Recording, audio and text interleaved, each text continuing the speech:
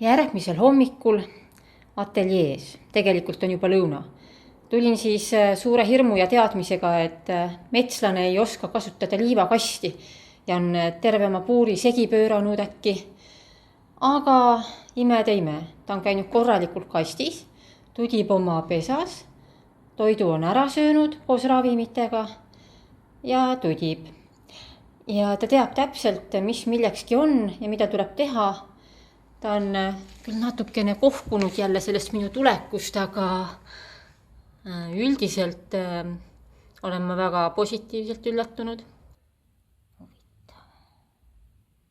Kas sa värised hirmust või? Või kui iga kord, kui ma räägin, sa värised või?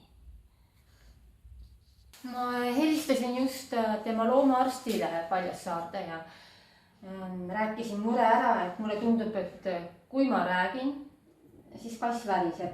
Ja kui ma vait jään, siis ta enam ei värise. Et kas ka varem on sellist asja esinenud ja arst ütles, et ta arvab, et loodab, et see on vast ikkagi mööduv nähtus, et eks ta ikka ju kardab ja jälle oli uus keskkond. Lägi kõigepealt, eks ju, Vabadusest vangistusse Paljassaare varjupaika ja siis sealt nüüd siia ateljeesse, et eks seal stressi on omajagu ja välja on tõmmatud oma 4 hammast vähemalt ja antibiootikume ta saab ja valuvaigisteid ta saab ja ühesõnaga päris terve ta hetkel ei ole, et loodame, et see praegu pole hullemaks ta nagu läinud, et ravimid on ta ilusti koos toiduga ära söönud ja et see värisemine vast on ikkagi lihtsalt stressist. Aga kui läheb hullemaks, siis ma kindlasti lähen nüüd viin ta kohe arsti juurde, nii et.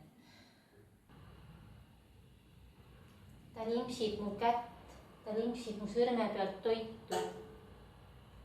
Otsa pisike.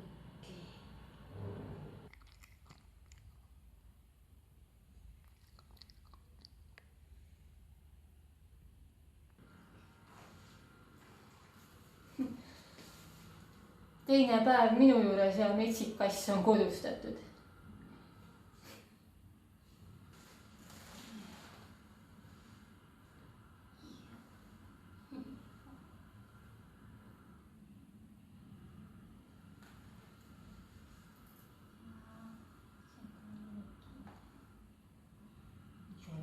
Nii armas, täielik nunnupall. Ta on täielik nunnupall. Sinuga on lausa luss kohe.